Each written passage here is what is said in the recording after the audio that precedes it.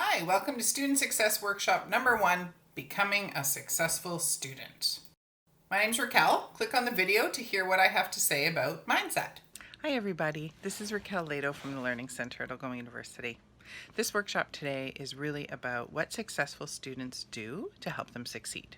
Because the truth is, some students don't succeed at university, but a lot do. So we want to look and see, what is the difference between these two things? Why are some students doing so well and others are not? And it really isn't about who's smarter than who.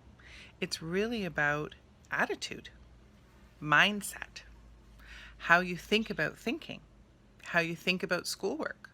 All those things really, really matter, but there are definitely some things that successful students do.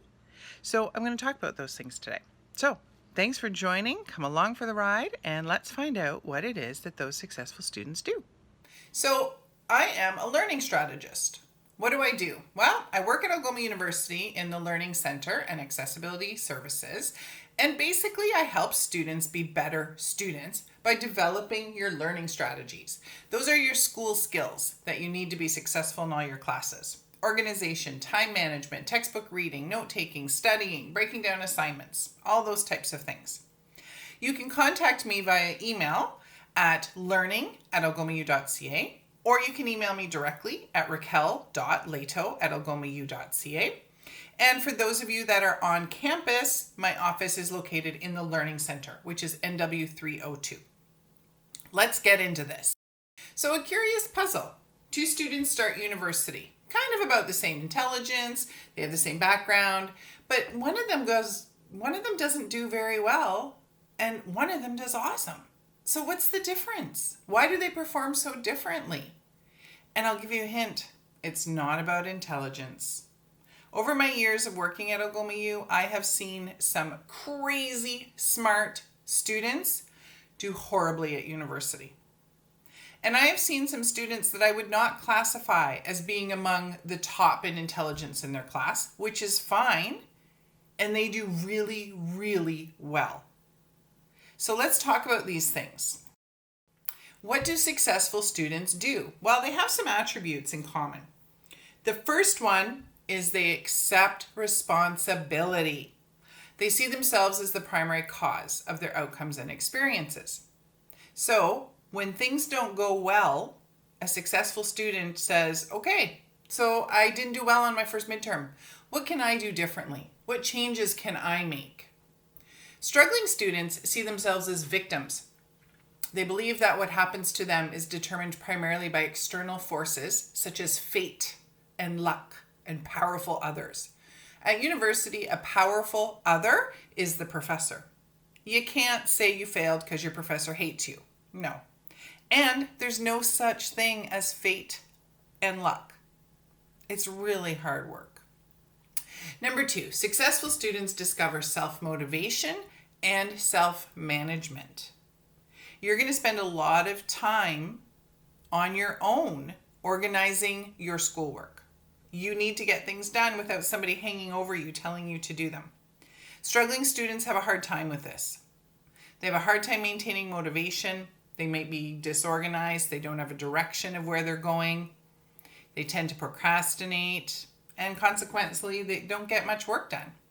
Successful students also gain self-awareness, consciously employing behaviors, beliefs, and attitudes that keep them on course. So they think about their thinking. They think about what they're doing and how that is serving them. And they ask themselves, how is that working for me? Not that great. Maybe I need to make a change. Struggling students make important choices unconsciously, directed by self-sabotaging habits and outdated life scripts. I always use this example. There's a whole big world of rumors around statistic courses, and students get pretty scared about stats even before they've taken it. We've had students that have come in and requested a tutor for stats before the first day of class. Why? Because they say, I'm not going to be any good at it. I'm not going to be able to do stats. I'm so worried about failing. But the class hasn't even started. That is a life script. They've already set themselves up to fail because they believe they're going to before they've given themselves a chance. They're good at making themselves do what they don't want to do when they don't want to do it. Because let's be honest, there are a lot of things that are much more fun and entertaining than studying for a midterm, than working on a research assignment. And you're going to have to say no a lot, and you're going to have to make choices. Your friends say, hey, we're going out for chicken wings and beer. Do you want to come? And you're going to have to say no because maybe the next morning at 8:30 you have a midterm. So successful students are good at making themselves do what they don't want to do when they don't want to do it. It's not fun, but they step up and make those choices. All right, so let's talk a little bit more about the academic side. Active learners. So you don't create deep and lasting learning by passively listening to a lecture, casually skimming a textbook, or having a tutor solve the problems for you. In order to create strong neural networks, you've got to participate actively in the learning process. So how do we do this? So this chart has 5 things on it. And these are kind of the main things that students do. You go to class, you read, you do your studying, you have written class assignments, and you learn. So passive students, when they go to class, when they're often not prepared, they try to write everything the prof says, or they write nothing. An active student comes to class prepared, and they decide what is important. Do I need to write it down? They try and summarize and paraphrase into their own words. So they're actually processing the information. In terms of reading the textbook, a passive student, well, they might not read at all, but when they do, they just move their eyes from line to line. They get bored, they might fall asleep, they forget what they read. And so they get to the end of a chapter or a group of pages, and they honestly don't remember anything they read. Active students read, they think about it. They underline key concepts. They create questions. They try to link ideas. They might create a structure for the topic and map out the structure. They also summarize in their own words. So at the end of it, an active student will actually remember information and have things to work with. In terms of studying, passive students reread their notes, texts, and handouts. This is something that I hear a lot as a learning strategist. Students come and see me who did poorly on their first round of midterms, and I'll ask them, what did you do to study? Like, what is your study process? And many of them are going to say to me, well, I just reread my notes. And that pretty much is why you failed. Active students organize study materials into topics and themes. They make outlines, graphs, charts, diagrams. They look for possible patterns and trends. And the most important one is they figure out possible exam questions. And then they answer them. And they look for comparisons or contrasts. So they really work with the information and organize it. In terms of written class assignments, passive students kind of do the minimum. They follow the instructions and they do only what is required. Active students discover the purpose and significance. They identify the key concepts. They gain knowledge. And they really strive to do their best work and to go a little bit beyond just the bare minimum. In terms of learning, passive students do focus a lot on just memorizing, which often means, though, they don't understand. Active students use meaningful memory skills. They don't give up. It doesn't say this, but they focus a lot on understanding material when they're learning it. And they do believe that working hard is going to help achieve success. So here's the thing. Passive students are still putting in a lot of time on work, but they're not getting good results. Active students are putting in time and getting good results. So it's important to be an active student.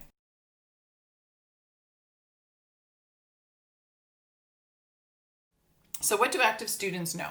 Well, active students know that their grades come from the things in orange: assignments and tests and exams. And the goal is to do well on these things because that's how you get your grade. But what they really understand is that there's a lot of work you have to do sort of behind the scenes for those things to go well. First is your reading. You do your reading before you go to class. So today's class, it says assigned reading is chapter 12. The idea is you've done the reading before you go to class. That way you can participate, you're engaged, you have a better understanding, you've been introduced to vocabulary. There's a lot of benefits to doing the reading beforehand. When you're in class, You're taking notes of the things that are not on the PowerPoint. What is the extra information you're getting? Also in class, depending on the type of class, students are participating in discussions. And then of course you have to study. But what I always say is, if you didn't do the reading, taking notes in class won't be quite as easy. But let's say you don't do the reading. You go to class. You don't write down anything extra. You just have the PowerPoints. You sit there and sort of listen. How is your studying going to go well? You're missing huge chunks of information. You haven't actually learned anything, which means you're not studying. You are teaching yourself the course. And that's hard. So if you want your assignments and your tests and exams to go well, you've got to put in the time on your own.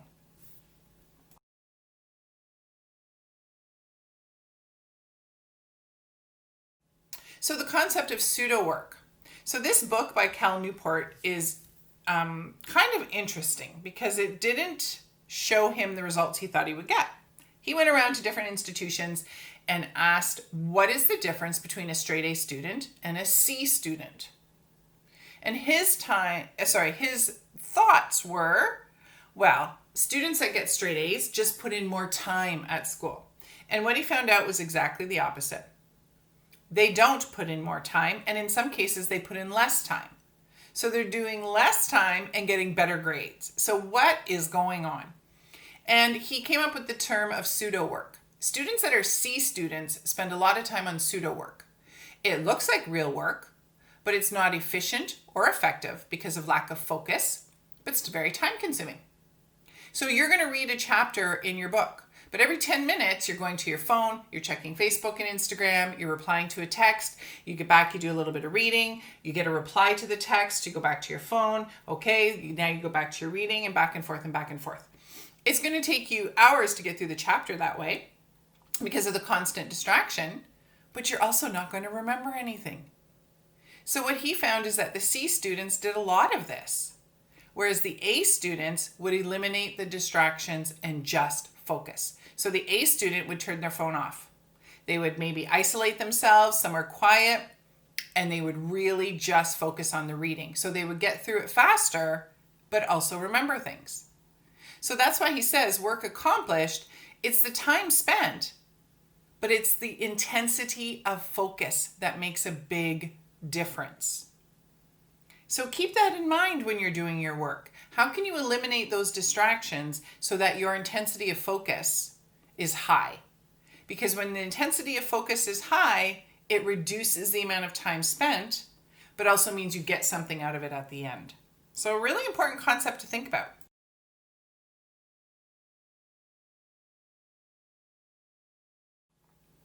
And the last concept I'm going to introduce is the idea of being a creator and a victim. The essence of personal responsibility is responding wisely to life's opportunities and challenges, rather than waiting passively for luck or other people to make the choices for us. So victims are people who keep doing what they've been doing, even though it doesn't work. Victims also believe in this concept of luck and hope, where creators are people who change their beliefs and behaviors to create the best results they can. So a creator may realize that didn't work for me. I need to do something different. I'm not going to repeat the same thing and do poorly. There's a lot of research done on this, and studies have shown that people who are creators are more likely to actually complete post-secondary. So I want to walk you through a situation. Okay, so something happens. A choice is made, and then we have two ways of dealing with this. So here's my situation. A professor gave out a study review guide 1 week before a midterm. This was in a sociology class. A new student came to me and said, this is what I've got as a review guide. My midterm's in a week. This is my first university midterm. I really want to do well. So what advice do you have for, good studying and so on? So what we quickly realized is that the study guide gives you every single question you could possibly have, but you don't know which ones the professor will choose. So there was a block of short answer questions and a block of words for definitions. So what I said to the student is, well, honestly, if you go through this, you have a week, break it down, do some every day, and you learn every single one of these short answer questions and every single one of these definitions, then you're good to go, because you know that these are the questions on the test. You just don't know which ones the prof will give you. So the student did that, used that week wisely, went through everything. The midterm comes along, the student got perfect, 100%, which I will tell you hardly ever happens at university. Now, I know that this came out, the study guide came out a week before the midterm. So now, here is my other situation. The day of the midterm, around 10 a.m., and the class was at 4, a student comes to my office with a printed piece of paper and says, look at this. Look what the professor just gave us. So I looked at it. It's the exact same midterm review from the exact same sociology class. Now, I know from the other student that this came out 1 week in advance. It did not come out the day of.